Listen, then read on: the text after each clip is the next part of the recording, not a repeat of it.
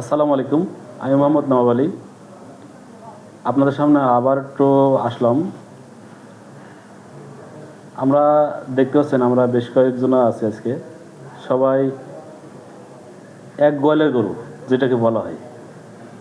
এটা মানে হচ্ছে যে আমরা সবাই একই লক্ষ্যে কাজ করি। তা আমরা কী কাজ করি সেটাও আপনাদের জানার দরকার। আমরা হচ্ছে কৃষি নিয়ে কাজ করি, কৃষি ডেভেলপমেন্টের কাজ করি, কৃষি মেশিনারিজ ডেভেলপমেন্টের কাজ করি।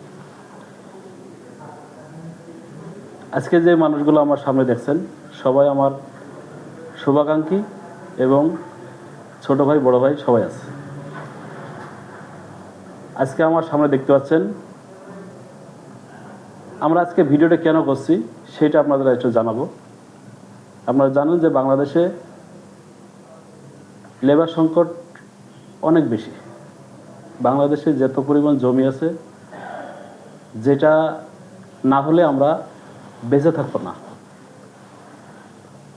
সেই কৃষি কাজের জন্য আমরা আজকে এসেছি বাংলাদেশ কৃষি গবেষণা ইনস্টিটিউটে। আমরা আজকে আসি বাংলাদেশ কৃষি গবেষণায় গেস্ট হাউসে। সবাই একত্র হয়েছে, এই জন্য আমরা কিছু কথা বলছি। প্রথমে আমার আল হেলাল ইঞ্জিনিয়ারিং ওয়ার্কশপ হেলাল ভাই পরিচয়টা দেন। আসসালামু আলাইকুম, আমি মোহাম্মদ আল হেলাল, পরিচালক আল হেলাল ইঞ্জিনিয়ারিং ওয়ার্কশপ, বটতল বিসি কুষ্টিয়া। আমি কৃষি নিয়ে কাজ করি। আগে আমরা পরিচয় পর্বটা শেষ করে নিই। ভার কাজ দেন। আমাদের আরেক ভাই আছে শাহিন ভাই। আমি মোহাম্মদ শাহিন আলী, আমার বাড়ি চুয়াডাঙ্গা, দামোহদা থানা। আমার ফার্মের নাম সাবিত এগ্রো ফার্ম। আমি মূলত কৃষি মেশিনারিজ এবং আরও কিছু আমাদের কলা গাছ থেকে, পরিত্যক্ত কলা গাছ থেকে কিছু পণ্য, জৈব সার, ভার্মি কম্পোস্ট, কম্পোস্ট, এক কথায় কৃষি সমৃদ্ধি বাংলাদেশের উদ্দেশ্যে আমরা সবাই কাজ করতেছি। আমার পরবর্তী পরিচয়পত্রে ভাই। আমি মোহাম্মদ হোসেন আলী বিশ্বাস, হোসেন ইঞ্জিনিয়ারিং ওয়ার্কশপ। তো আমার বাসা রাজবাড়ী জেলা, পাংশা থানা। ওইখানে আমার ওয়ার্কশপ। আমার ওয়ার্কশপে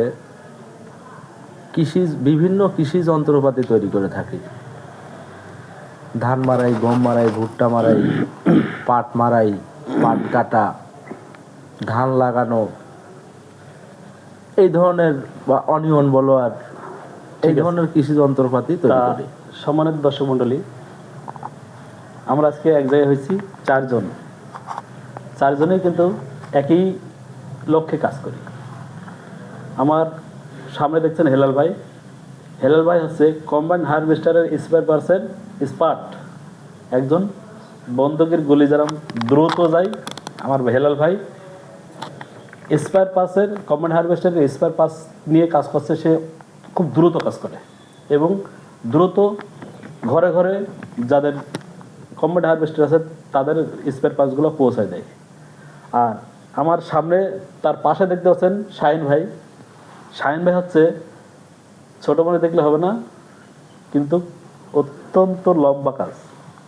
সেই কাজটা কি, আমাদের ঘরে আনাচি কানাচি, মাঠে ঘাটে যত কলা গাছ দেখেন না, এই কলা গাছের যে কচুরিপানা, কলা গাছ, এইগুলো দিয়ে রিসার্চ করে উনি কাজ করে। কি কাজ করে? এই কলা গাছদের দিয়ে উনি হচ্ছে সুতা বানায়, জুতা বানায়, ব্যাগ বানায়, বিভিন্ন আসবাবপত্র জিনিস বানায়।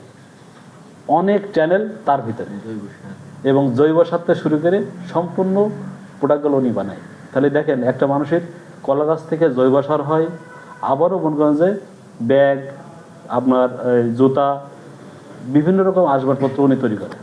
এটা কিন্তু অনেক জরুরি একটা জিনিস বাংলাদেশে।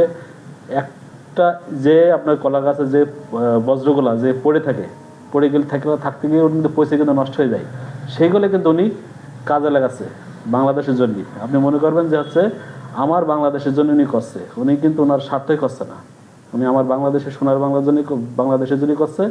ওনাকে আমরা সহযোগিতা করবো। আমরা বাংলাদেশ গভর্নমেন্টের কাছে বলবো মানে আমাদের দাবি যে ওনাকে যেন সেই সহযোগিতা দেওয়া হয়। এবং আমার পাশে যে দেখতে পাচ্ছেন এই আমার ভাই, ওনার হচ্ছে কোথায় যান ঠিকানা আপনার? পাংশা, পাংশা, রাজবাড়ি পাংশা। ভাই কি কাজ করে? আমরা ভাই কাজ করে হচ্ছে পাট নিয়ে কাজ করে বেশি। তা পাট যে মনে করেন যে সাধারণত আমরা সবাই লেবার দিয়ে কাটিং করা হয়। তাই আগামী দিন যে আসছে যে আমাদের লেবার যে সংকট, পাট কাটা লোক পাওয়া যায় না। আপনি আজকে বললেন 2 দিন পরে লোক পাবেন, লোকের অ্যাডভান্স করা লাগে, বলা লাগে, তেল মারা লাগে, অনেক সমস্যা।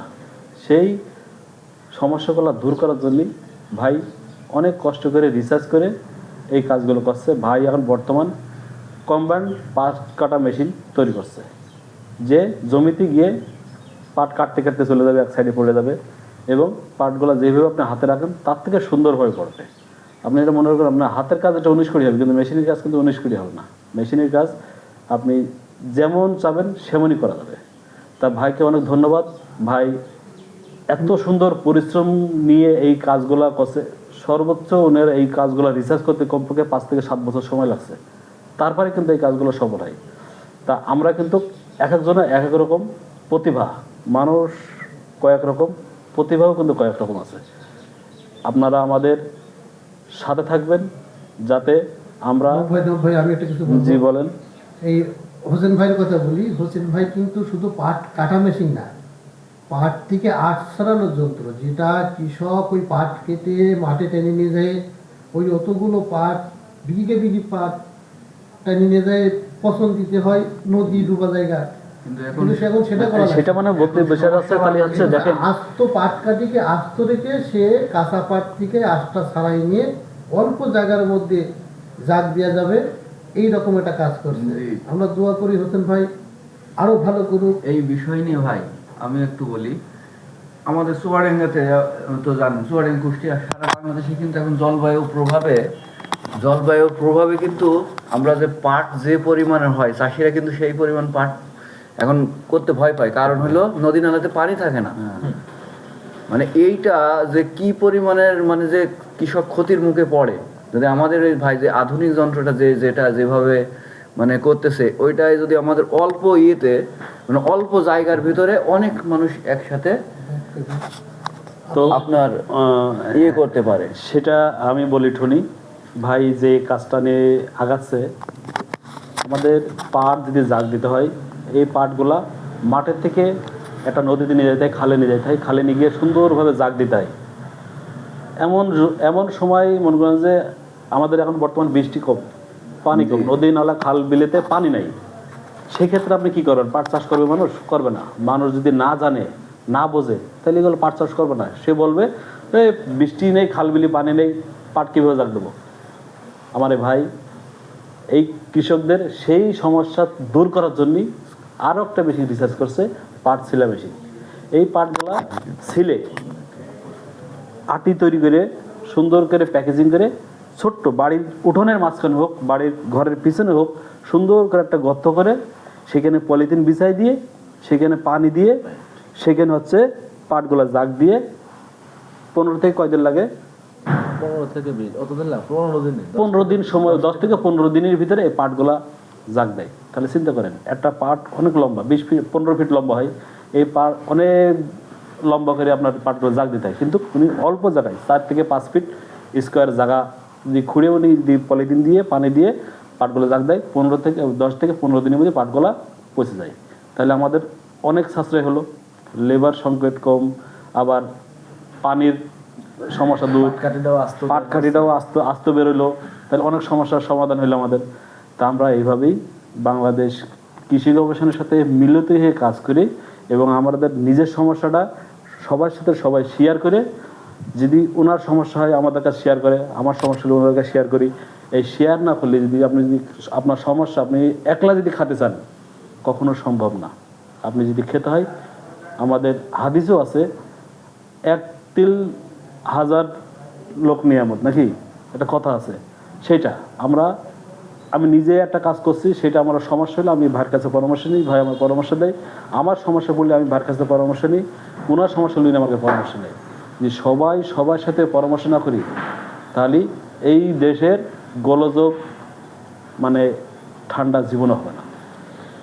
নো ভাই আরেকটা কথা আছে, আমরা শাহিন ভাইকে কিন্তু রাখছি। শাহিন ভাই যে পরিত্যক্ত কলা গাছের থেকে যে আঁশগুলো বের করে যেসব ওটা মানে ইয়ে তৈরি করছে, যেমন মাথার ক্যাপ এবং জুতা, স্যান্ডেল এবং সেই সঙ্গে জৈব সার, এগুলো একটা মানে আনকমন বাংলাদেশের একেবারে ওয়েস্টেজ জিনিস, ওয়েস্টেজ, যেটা বাংলাদেশে কোনো কাজেই লাগার কথা না, সেইগুলো ভাই কিন্তু সাইডের ভিতর থেকে কিন্তু সে সোনা বাইর করছে। আমি তার আঁশগুলো দেখছি বা তার প্রোডাক্টসগুলো দেখছি, এত সুন্দর, যেগুলা কিছু আছে, যেমন এই জাতীয় ব্যাগ কিন্তু পাট গাছ থেকে কিন্তু পাটের ব্যাগ না, এটা হচ্ছে কলা গাছের আঁশের ব্যাগ। এটা কি বিশ্বাস করা যায়? এটা কিন্তু বিদেশে যেমন বহির্বিশ্বের বহুত জায়গাতে এটা রপ্তানি করা যাবে। তাহলে পরে সাইডের ভিতর থেকে কিন্তু স্বর্ণ বের করছে। তাহলে আপনারা কচুরিপনা আছে। তাহলে আপনারা বোঝেন যে কোন পাশাপাশি- প্রতিভা কার ভিতর আছে। পাশাপাশি কচুরি পানার থেকেও কিন্তু সে আগ বের করছে, এটা বিশাল মানে এই যে বড় নদীতে কিছু। যে কচুরি পানা হয়, জি, মানে গ্রামে আমরা বলি ধাপ বলি, কেউ বলে কচুরি পানা, কেউ বলে পানা, জি, ওই সেটা দিও। এইটা দেখেন, এই যখন পানি, এই বিষয়ে আমরা সাহিদ ভাই থেকে কিছু শুনবো। যখন পানি একটু পজ করা যাবে, ভিডিও হুম। স্টপ করা যাবে না? হ্যাঁ, ফের স্টপ করলাম, ফের ইয়ে হবে। স্টপ করে কেন বলছি, মানে আপনি যেহেতু এইভাবে বলছেন, তাহলে আমাদের যেমন আমরা বলছি টক শো আকারে